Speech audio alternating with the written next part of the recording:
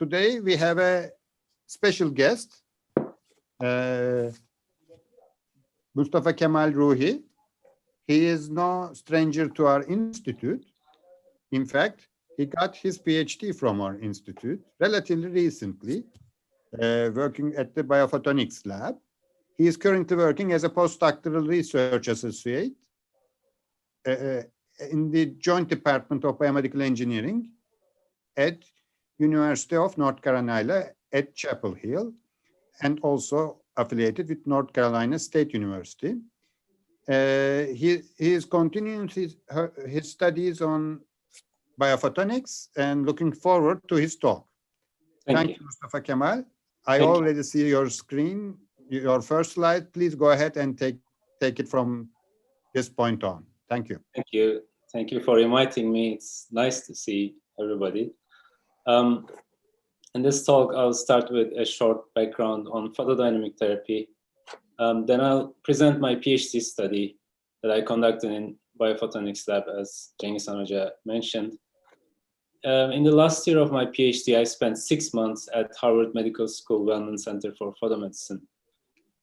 So I'll present the studies that I was involved in the Hassan lab, which is one of the most well-known research groups in the field of photodynamic therapy. And lastly, I'll present my current study here at UNC, and I'll finish up with future directions and future plans and studies. Photodynamic therapy is not a very new cancer treatment method. The first clinical trial was conducted in 1978 on 113 skin cancer patients. And the procedure is based on creating cellular damage by activation of a non-toxic chemical called photosensitizer with a light source.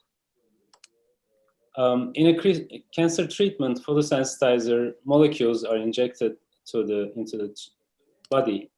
And after a time interval, which we call light drug interval, photosensitizer molecules accumulate, localize in tumor tissue. And as the name implies, photosensitizers make the tissue sensitive to photons. So with a laser irradiation, we can image the tumor tissue, or we can create cytotoxicity to treat tumors. As you see here, photodynamic therapy is an inherently selective treatment method because photosensitizer molecules selectively accumulate in tumor tissue, and ideally laser irradiation is only applied on the tumor tissue, but additional selectivity and additional efficacy can be provided by targeting strategies. For example, photosensitizer molecules can be conjugated with antibodies specific for molecules overexpressed on cancer cells, which is known as targeted delivery, or we can target specific organelles in cancer cells. We can modulate the cancer cells to have them generate their own endogenous photosensitizers. We can target tumor vasculature, and we can target tumor tissues by taking advantage of their functional properties. In my studies, I practiced some of these methods, so I'll give more details about them in the future slides. If we focus on the interactions at the molecular level, we can understand better the mechanism that leads to imaging and cytotoxicity.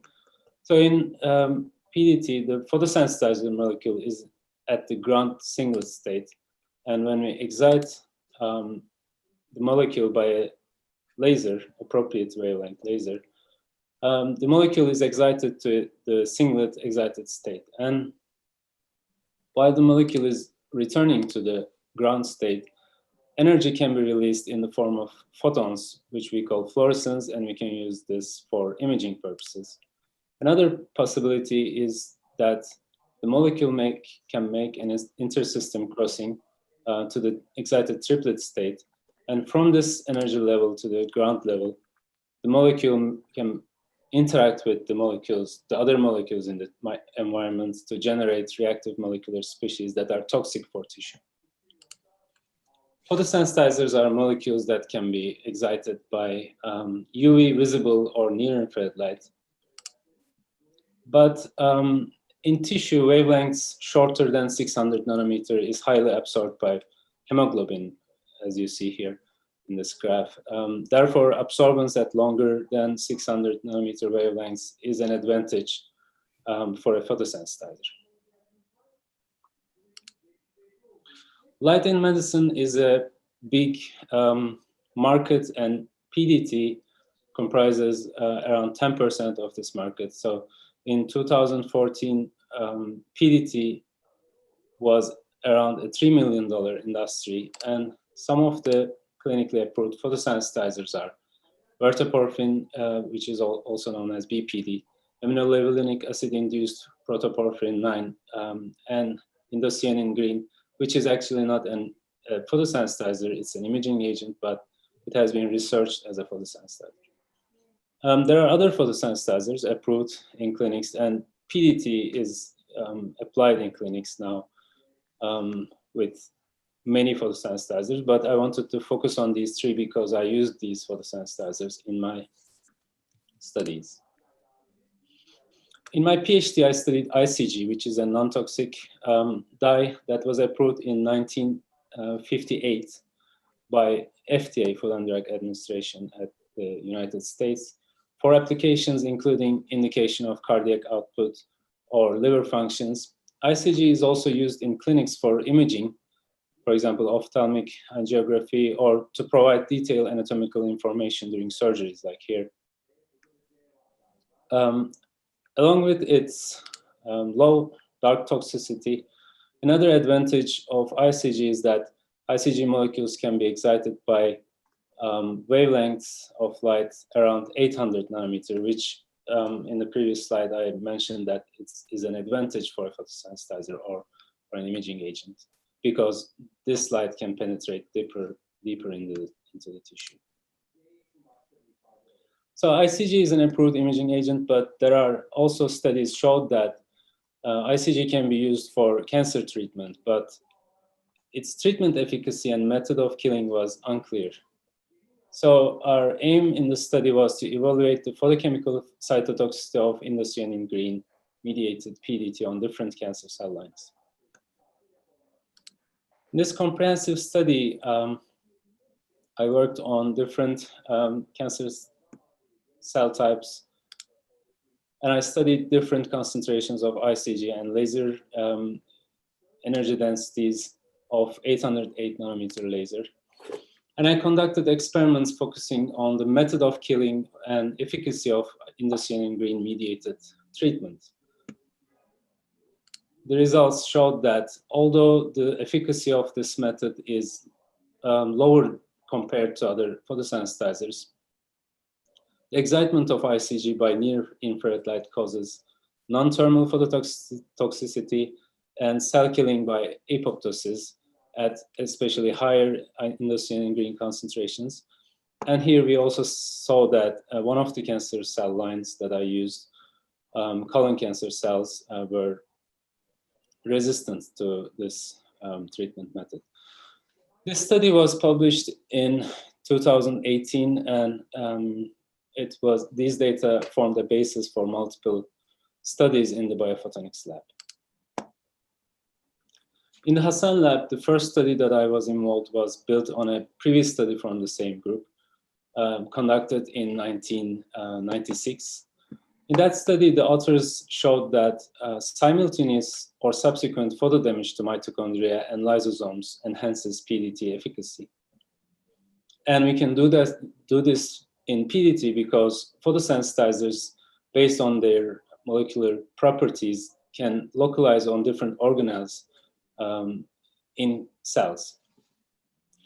But this application in 1996 was using two different photosensitizers, which means two different irradiation protocols, which would bring complexity in a potential clinical application.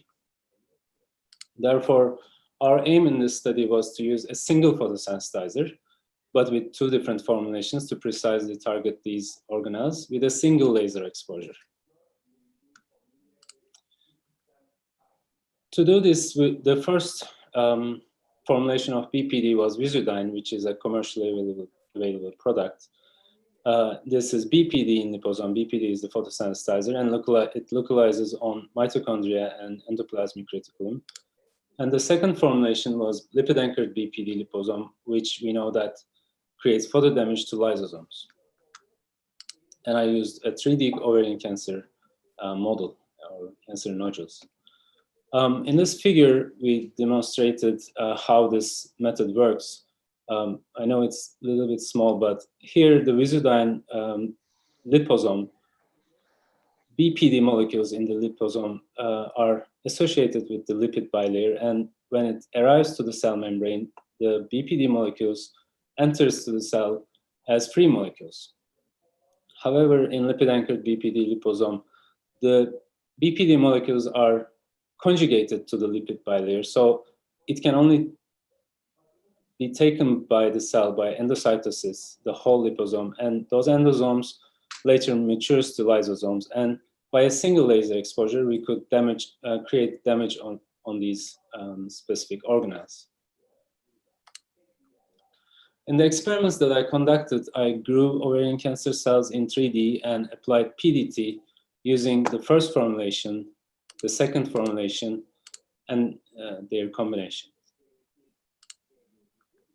In these experiments, I incubated the tumor spheroids with 1 micromolar BPD equivalent of either formulations or with their combination.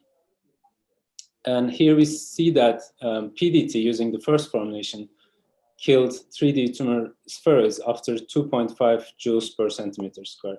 By the way, this x-axis shows increasing laser energy density, and y-axis shows the viability, basically. The second formulation was very ineffective because we saw killing after 40 joules per centimeter square. But when I combined the two formulations, I saw that even with 2.5 joules per centimeter square, I could kill almost all tumor spheroids. And all these data was gathered in this 3D platform where I grew cells on matrigel beds, because matrigel provides the growth factors and ECM proteins for 3D cell culturing. And 3D models are important because they can provide gradients of oxygen and nutrients similar to tumors. They can create zones of proliferation and necrosis similar to tumors. And in 3D models, cells maintain their natural shapes, and this enables cell-to-cell interactions. And research has shown that 3D models are more resistant to PDT than monolayer cell cultures. The second study that I was involved in the Hassan lab was built on a previous study from Dr. Rizvi, who was mentoring me there in the Hassan lab with Dr. Hassan. And in that study, Dr. Rizvi and colleagues showed that flow-induced shear stress induces an increase in expression of epidermal growth factor receptor and other biomarkers that are associated with chemoresistance in ovarian cancer cells. And this is important because in primary or metastatic ovarian tumors, the tumor cells can be exposed to flow-induced shear stress due to malignant ascites and due to other body fluid movements. Here our hypothesis was a photochemistry-based treatment method that could target EGFR would be an effective killing method and would not be affected by flow-induced chemoresistance. And here this was EGFR-targeted photoimmunotherapy. And in photoimmunotherapy, EGFR that is overexpressed on cancer cells are targeted by an antibody. In our application, this was taximab, which is an EGFR antibody. And BPD molecules can be conjugated to taximab.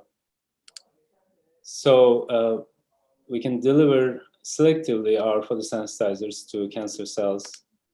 And by a near-infrared light irradiation, we could kill cancer cells by damaging the membrane of the cells. So the aim of the study was to compare chemotherapy and photoimmunotherapy on two different models. The first model was static 3D model, which was the same with the previous study. And the second model was 3D flow model. And this model was adapted for ovarian cancer by Dr. Rizvi and Dr. Utkan Demirci. And here at UNC, we continue to collaborate with Dr. Demirci closely on similar in vitro models. Here are some pictures from the fabrication of the chip and the experiment. So in the first day of the experiment, I was making the chips in the biosafety cabinet. And the platform is incubated in the incubator for 6 days before treatment. Then the tumor spheres are incubated with either photoimmunotherapy agent or carboplatin, which is a chemotherapy drug that is used for ovarian cancer treatment. And the results are evaluated by imaging under confocal microscope. In this first graph on the left, you see the dose response curve of carboplatin on static 3D model. The results show that 500 micromolar carboplatin here was efficient in killing tumor spheres, and we applied this concentration on the flow model too. And here we saw that 500 micromolar carboplatin was not equally effective under continuous fluidic flow. So there was a chemoresistance in the cells that were grown under continuous flow-induced shear stress. However, when we treated both static and flow models with photoimmunotherapy, we saw that a low-dose photoimmunotherapy was equally efficient in reducing tumor area in those culturing conditions. So this low-dose photoimmunotherapy was not affected by chemoresistance and can be used to overcome flow-induced chemoresistance in ovarian cancer cells. So a potential application would be using this low-dose PIT before chemotherapy to prime cancer cells. So here it was interesting to see how a mechanical stress affects cancer cell behavior. And after this study, I was more interested in the tumor microenvironment and especially mechanical stresses in the tumor microenvironment. And before I left the Hassan lab, Dr. Rizvi told me about his plans to start his own lab at University of North Carolina, and he invited me to join to his lab as his postdoc. And here I could find this opportunity to work on the role of mechanical stress in the context of PDT and targeting strategies.